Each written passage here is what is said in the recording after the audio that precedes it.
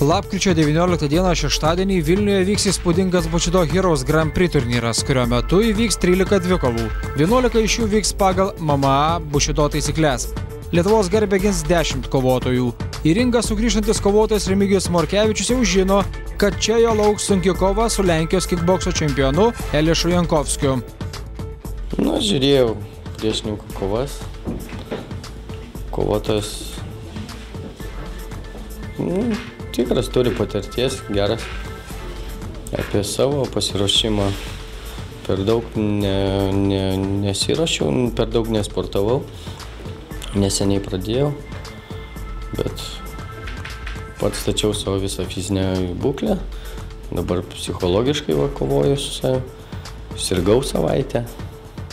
Tai dabar taupau savo energiją, nenoriu daug prisižadėti, taip ne viską darau, kad viską atlikti, kaip čia pasakyti, nenoriu ten priešininkų jokių, kad to jaudulio, žinot, nes vis tiek yra tarpas po didelio po pertraukos, tai reikia jį taip susidėlioti,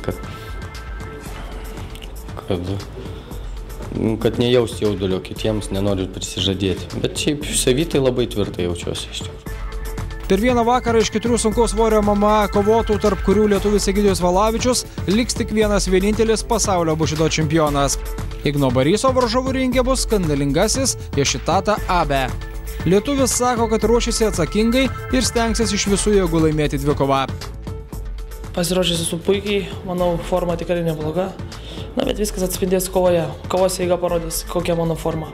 Apie varžovą, ką žinai ir kaip bandysi jį įveikti varžybos?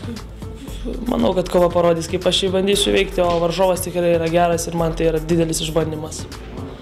Labai laukiu šitos kovos, noriu patikrinti save, kas aš toks esu iš tikrųjų.